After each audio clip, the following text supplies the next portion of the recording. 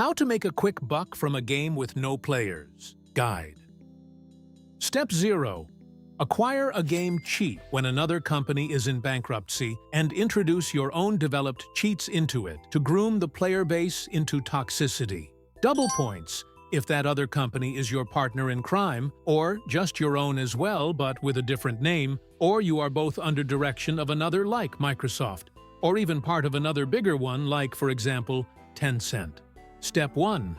Build up the cheater player base in the shadows. Keep players playing a game that is sustained by cheaters paying money for monthly cheat subscriptions. You, the developers of the game, create yourselves. Ban them if they don't pay. Unban them if they do. This will create addiction. Optional.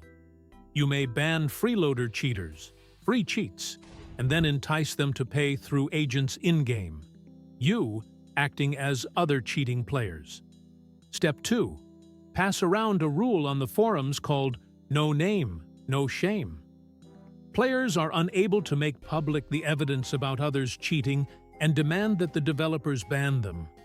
Instead, the evidence must be sent privately to the developers.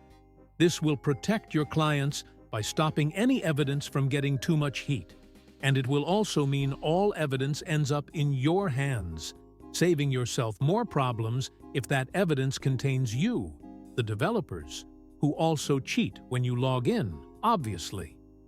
Note, you can also choose to make a list of the honest players named not clients, who are safe to ban if you want to.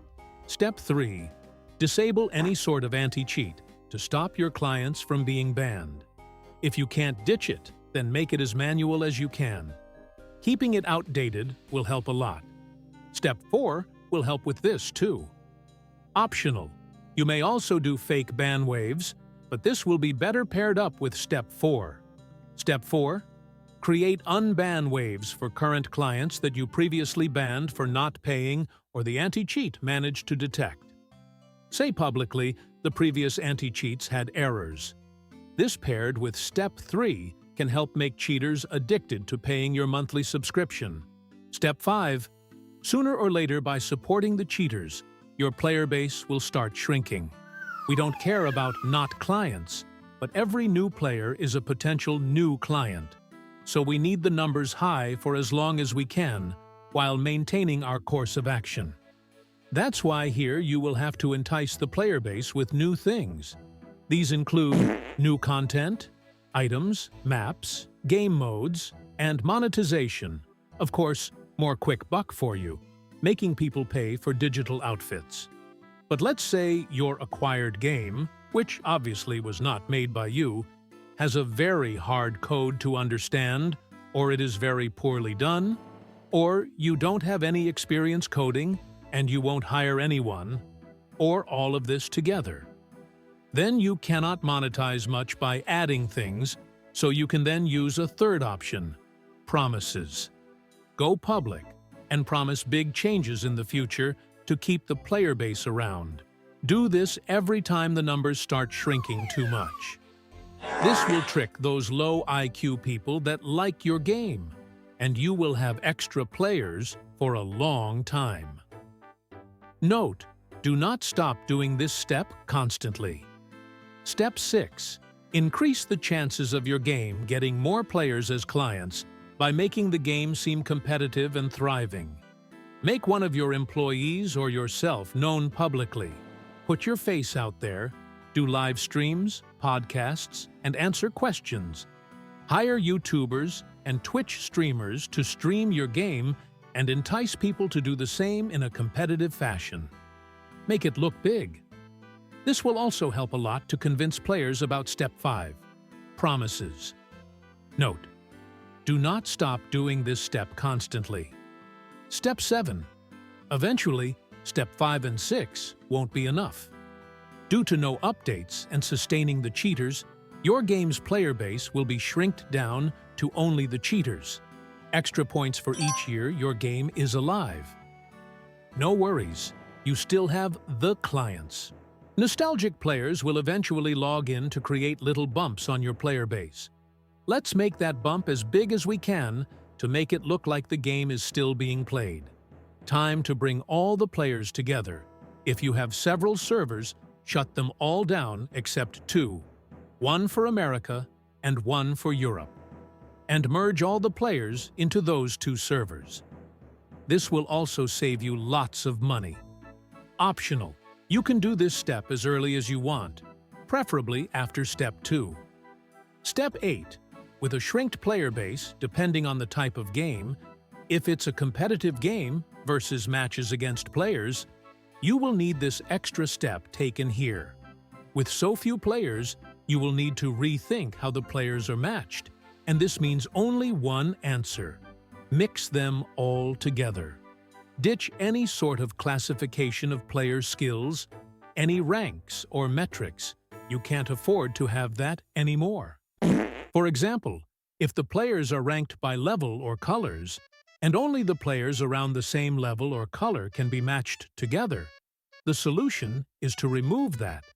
And if the servers have lobbies classified by level or colors, remove those limitations too.